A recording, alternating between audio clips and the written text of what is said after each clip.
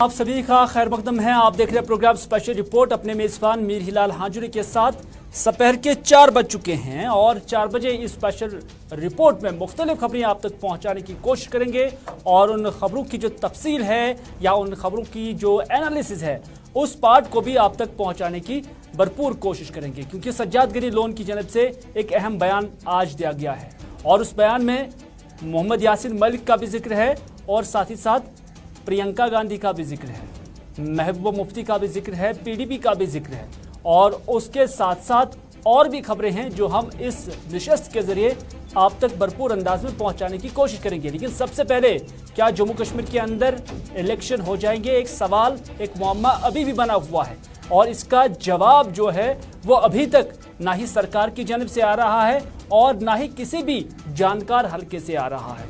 लेकिन लोकसभा के अंदर जो मॉनसून सेशन चल रहा है उस सेशन के दौरान आज कुछ इंकशाफात जरूर किए गए हैं। हम ये कह सकते हैं कि तहरीरी जवाब जो है वहां पर पेश किया गया था, उस तहरीरी के जवाब में क्या कुछ कहा गया है वो हम आज इस स्पेशल रिपोर्ट में वजाहतन आप तक पहुंचाने की कोशिश करेंगे। चलिए, आज मॉनसून सेशन के दौरान लोकसभा के अंदर जो सवाल पूछा गया था वो यही था कि क्या जम्मू कश्मीर के अंदर सरकार इलेक्शन कराने के मूड में है, तो उसके जवाब में आज मरकजी दाखिला वजीर ममलिकत नित्यानंद रॉय की जानब से जवाब दिया गया और इस जवाब में यही कहा गया है कि इलेक्शन कराने का जो दायरे इख्तियार है वो सरकार का नहीं है, बल्कि उसके लिए एक इंडिपेंडेंट इदारा जिसे इलेक्शन कमीशन कहते हैं, यानी इलेक्शन कमीशन चाहे तो जम्मू कश्मीर के अंदर इलेक्शन करा सकता है। ये नित्यानंद रॉय की जानब से इस बात का जवाब दिया गया है। उन्होंने ये भी कहा कि सरकार का जो दायरा इख्तियार था वो ये था कि उन्होंने इलेक्शन कमीशन जो है उससे यहाँ पे बिठाया था, माफ कीजिएगा, हदबंदी कमीशन बिठाया था और उसके बाद हदबंदी कमीशन ने अपनी रिपोर्ट भी दे दी है और उसके बाद बाज़ाब्ता तौर पर नोटिफिकेशन भी जारी किया जा चुका है। और जहां तक इलेक्शन कमीशन का ताल्लुक है तो इलेक्शन कमीशन ने वोटर फहरिस्तों का जो रिवीजन है वो भी शुरू किया। उन्होंने ये भी कहा कि सरकार की जानब से मिलिटेंसी के खिलाफ जो रुख इख्तियार किया गया और जीरो टॉलरेंस पॉलिसी इख्तियार करके जम्मू कश्मीर के अंदर जो सूरत हाल है उस पर भी काबू पाया।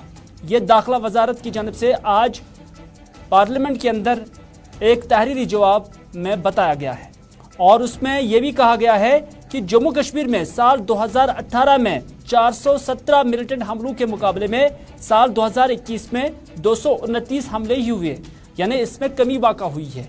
उससे पहले 240 के आसपास 2020 में हुए थे। तो उनमें यही कहा गया है कि ग्रेजुअली कश्मीर की जो सिचुएशन है वो बेहतर बन रही है। तामीर और तरक्की का हवाला देते हुए यह भी कहा गया है कि जम्मू कश्मीर के अंदर जो तामीर और तरक्की है उस हवाले से भी इकदाम उठाए जा रहे हैं और ये भी कहा गया है कि कई प्रोजेक्टों पर काम जारी है और नई स्कीम जो इंडस्ट्रियल पॉलिसी या इंडस्ट्रियल डेवलपमेंट को लेकर उसकी इम्प्लीमेंटेशन को लेकर जम्मू कश्मीर में लागू की गई है, जिससे आने वाले वक्त में 4,50,000 अफराद को नौकरी मिल सकता है। यह बयान था या एक सवाल का जवाब था आज पार्लियामेंट के अंदर। लेकिन इससे क्या कुछ अक्स किया जा सकता है? क्या जब सरकार ये कहती है कि दायरा इख्तियार जो है वो इलेक्शन कमीशन का है और साथ ही साथ अपनी कामयाबियां भी गिनती है और ये भी कहती हैं कि हम कोई लॉजिक नहीं देंगे आपको कि जम्मू कश्मीर के अंदर इलेक्शन नहीं हो जाएंगे क्योंकि वहां पर सूरत हाल बेहतर है, तामीर और तरक्की जारी है, सरकार अपना कामकाज भी कर रही है। इसका जो आउटकम है वो क्या कुछ निकल सकता है, ये जानने के लिए इस वक्त हमारे सीनियर साथी सईद तजम्मुल इस वक्त हमारे साथ स्पेशल रिपोर्ट में जुड़ चुके हैं।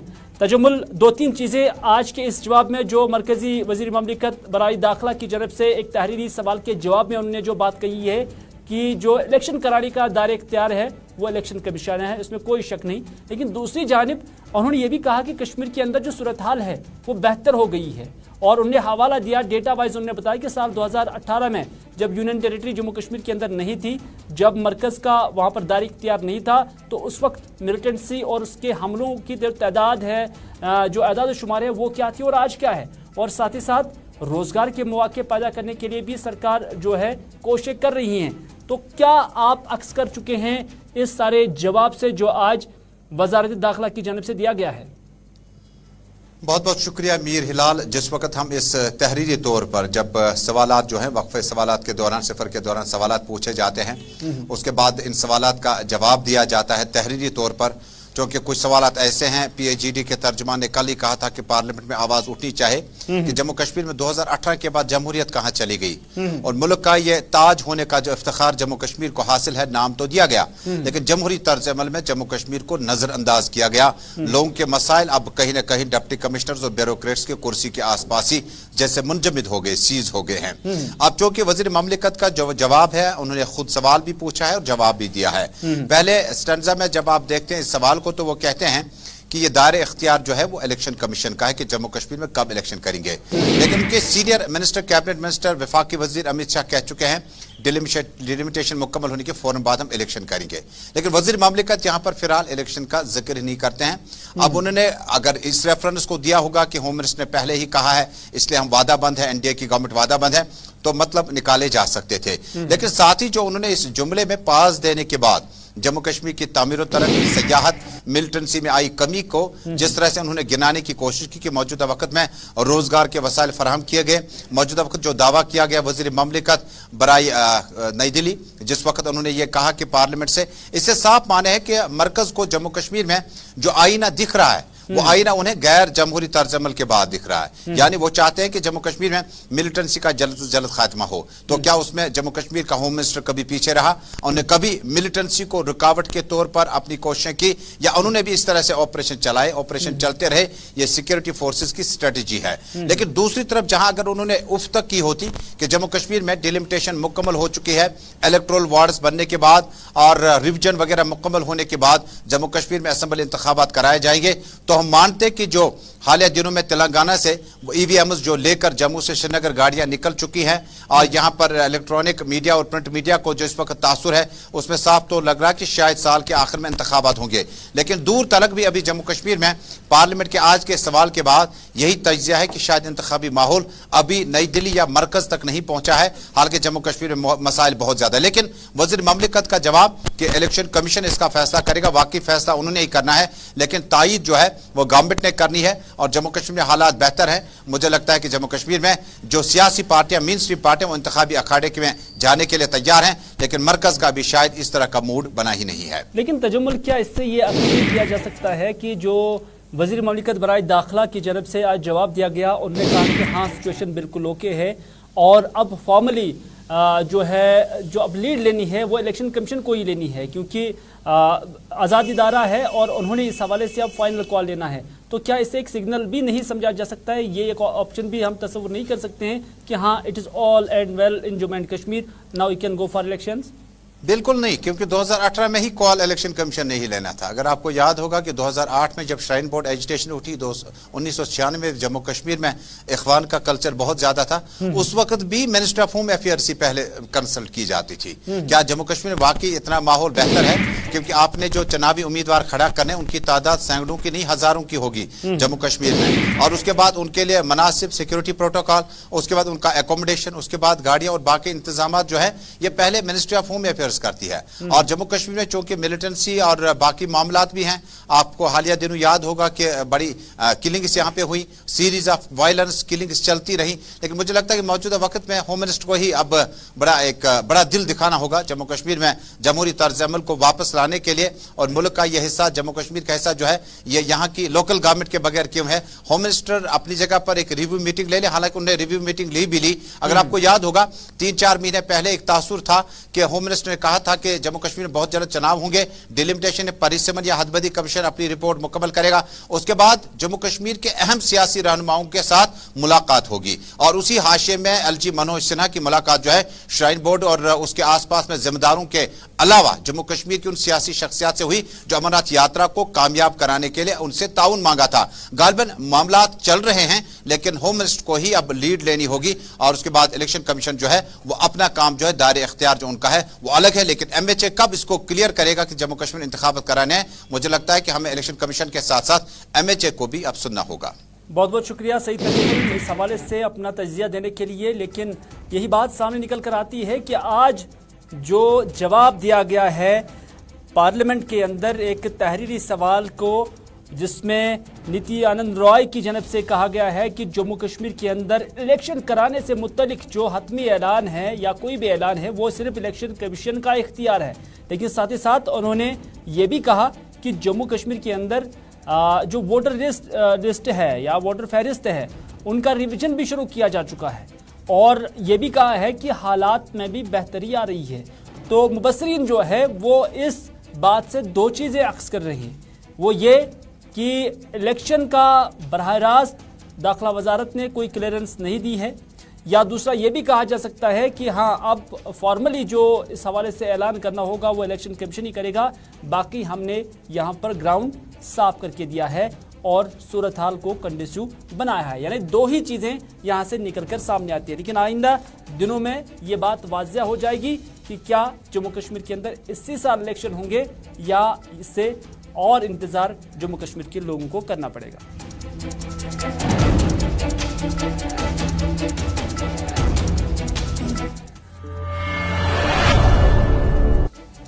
चलिए अगली खबर में बात करते हैं सज्जाद गनी लोन की, क्योंकि सज्जाद गनी लोन की जानब से भी एक बड़ा बयान आज दिया गया है, जहां पर मरकजी दाखिला वजारत की जानब से यही कहा गया कि फिलवक्त जो ऐलान करना होगा या डिसीजन लेना होगा इलेक्शन कराने का वो इलेक्शन कमीशन ही करेगा।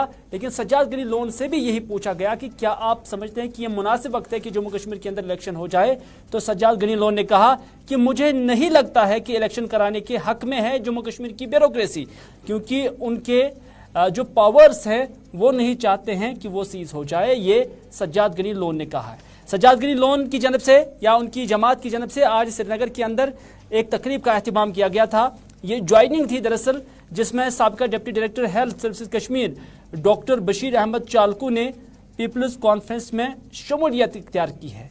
और डॉक्टर चालकू के बारे में बताया जा रहा है कि वो नॉर्थ कश्मीर से ताल्लुक़ रखते हैं और नॉर्थ कश्मीर के उड़ी इलाके से उनका ताल्लुक़ है और उड़ी से बहुत पहले से ही इस पार्टी को राजा एजाज अली भी रिप्रेजेंट कर रहे हैं और राजा एजाज अली की मौजूदगी में ही और पार्टी के जो दीगर सीनियर लीडरान हैं जिसमें सईद बशारत अहमद बुखारी भी शामिल है, उनकी मौजूदगी में आज डॉक्टर बशीर चालकू ने पीपल्स कॉन्फ्रेंस का दामन थाम लिया है।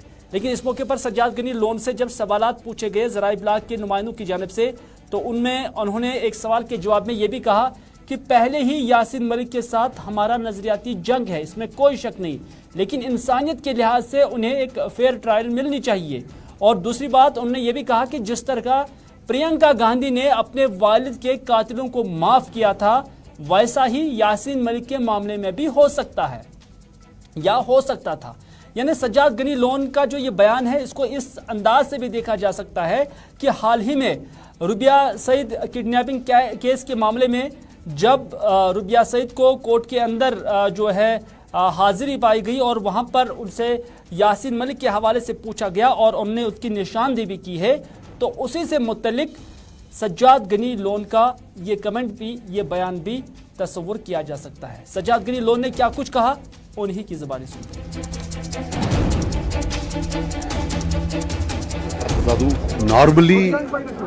नॉर्मली मैं पर्सनल मामलात में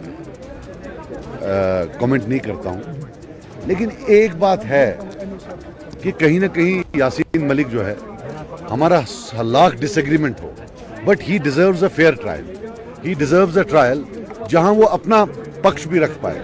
वन साइडेड जस्टिस तो हो नहीं सकता, राइट। जहां तक महबूबा जी का सवाल है, तो मैंने जैसे बोला कि उनका पर्सनल मामला है, लेकिन है एक रियलिटी कि महबूबा जी ही रिकन्सिलिएशन का एडवोकेट थी कि पाकिस्तान से बात की जाए, सईद सलाहुद्दीन से बात की जाए, मिल्टन सी से बात की जाए। तो जब हम वो चीज़ें रखते हैं तो उसके बाद मुझे नहीं लगता है कि अगर मैं उनकी जगह होता, इतनी बात करने के बाद मैं शायद वो वाला दूसरा मॉडल अख्तियार करता। जैसे प्रियंका गांधी साहिबा थी तो उन्होंने अपने वालिद के कातलों को माफ़ कर दिया, तो वो तो मतलब अपने वालिद के कातलों को माफ़ किया।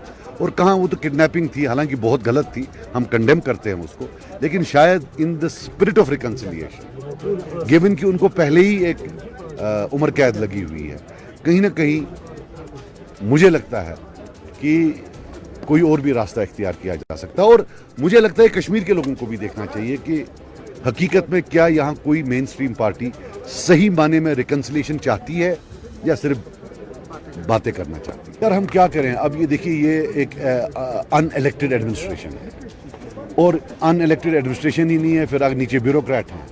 उनको लगता है कि वो मतलब अल्लाह ताला ने जैसे कि कोई मिन्नत रखी है कश्मीरियों पर कि उनको वहाँ भेजा हुआ। They think they are the last authority on earth, that they are doing a very good job, which I don't think they are. लेकिन हम क्या ही कर सकते हैं इसमें, हम आवाज़ उठा सकते हैं और हम जैसा कि आपने बोला कि हम बिल्कुल इसमें आवाज़ उठा सकते हैं। सिर्फ हर चीज़ पुरानी कयातों पर डालना कि भाई पहले चोरी होती थी अब नहीं होती है, पहले स्कैम होते थे अब नहीं होते थे, उससे काम नहीं चलेगा। इस सरकार को देखना चाहिए कि इनके स्कैम्स का भी शायद अब जो है बांडा उठने लगा। देखो, जब तक मुझे जो लगता है कि यहाँ स्टेक्स इतने बढ़ गए हैं इलेक्शन न होने में, मुझे नहीं लगता यहाँ की ब्यूरोक्रेसी कभी इलेक्शन होने देगी, मुझे नहीं लगता। हमें तो नहीं मालूम है, ये तो अब स्टैटिस्टिक्स का मामला है, हमें तो ऐसा मालूम नहीं है, वैसे देखा नहीं किसी को लगते हुए, तो कैसे कह सकते। चलिए, सज्जाद गनी लोन का कहना है कि जो पार्टियां रिकंसिलिएशन की बात करते हैं तो जब बात सामने आ जाती है, उनके तय पड़ जाती हैं, तो उस वक्त चुप रहती हैं। उन्होंने यासीन मलिक के बारे में कहा कि बहुत कुछ हो सकता था लेकिन नहीं हुआ है।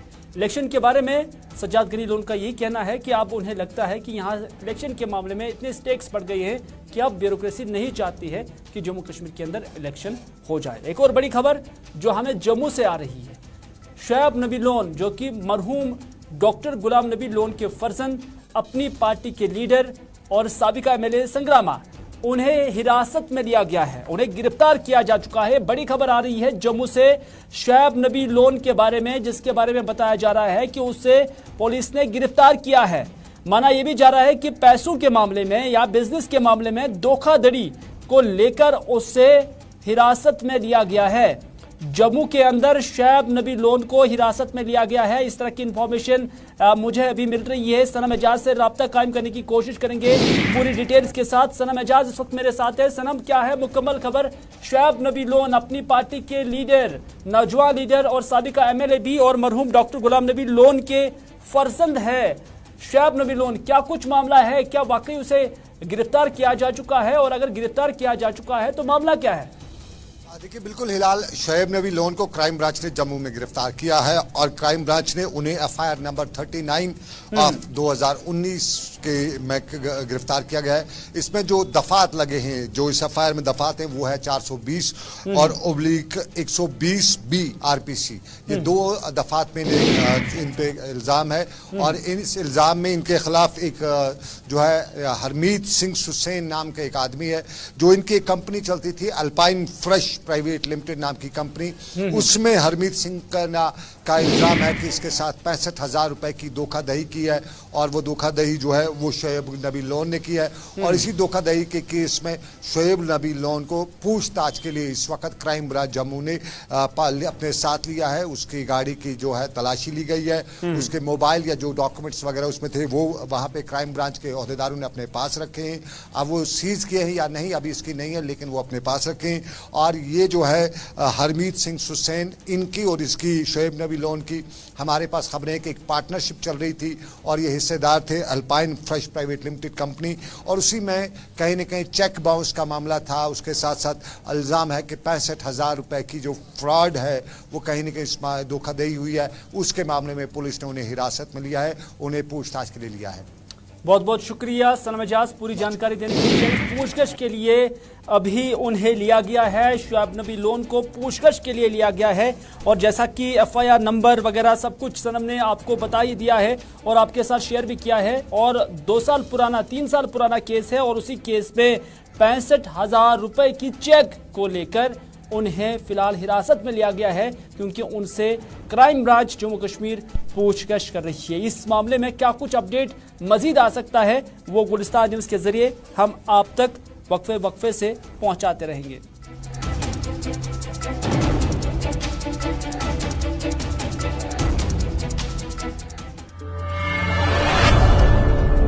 एक और खबर में आपको बताते चले कि आज औकाफ कमेटी बडगाम की जानिब से जम्मू कश्मीर बैंक को मुकफ्फल किया गया था।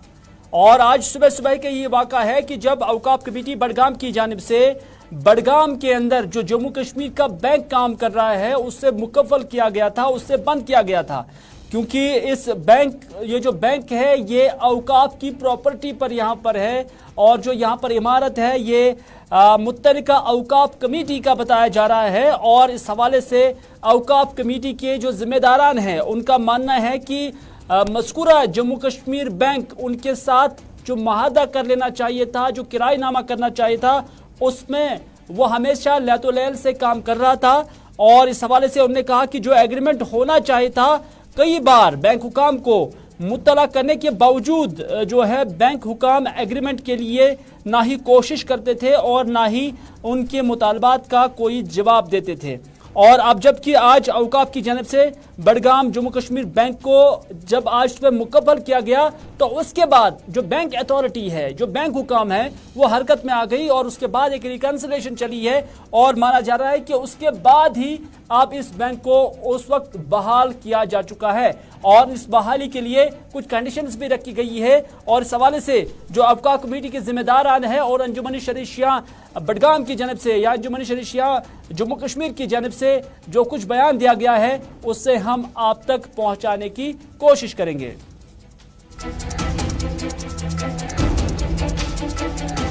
जम्मू कश्मीर बैंक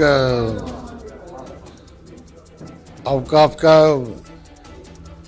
काफ़ी अरसे का किराएदार है। तजदीद किराएनामा होता आ रहा है।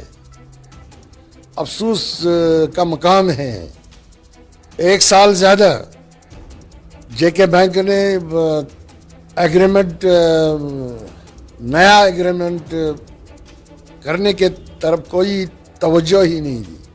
हुकाम बाला को हमने ज़ाती तौर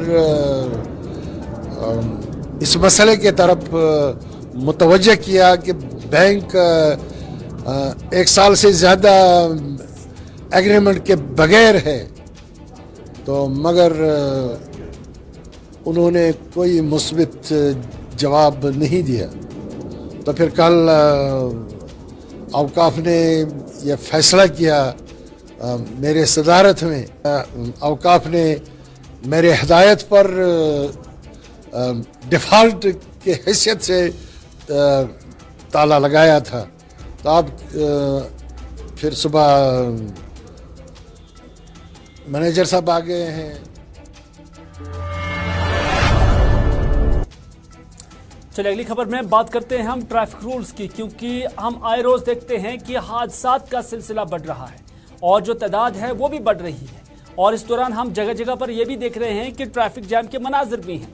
और इसमें कोई शक नहीं कि हमारी सड़कें छोटी हैं, क्योंकि जो 20 साल पहले 30 साल पहले सड़कें बनाई गई थी उसमें ट्रैफिक का इस तरह का दबाव बार बार ट्रैफिक जाम का वजह बन जाता है। लेकिन इसमें भी कोई शक नहीं कि इस ड्राइविंग के उसूल ज़वाबित में भी हमने वायलेशन की है और करते भी रहे हैं। और यही वजह है कि इससे मजीद जो ट्रैफिक जाम है वो बढ़ रहा है। और इस हवाले से एसएसपी ट्रैफिक मुजफ्फर अहमद शाह से जब हमारे नुमाइंदे ने आज बात की है तो उस पर उन्होंने कहा कि शहर के अंदर भी ट्रैफिक वायलेशन बढ़ रही है और साथ ही साथ जो माइनर्स है उनकी जानिब से भी गाड़ियां चलाई जा रही हैं, टू व्हीलर्स चलाई जा रही हैं, वो भी हादसात के शिकार बन जाते हैं।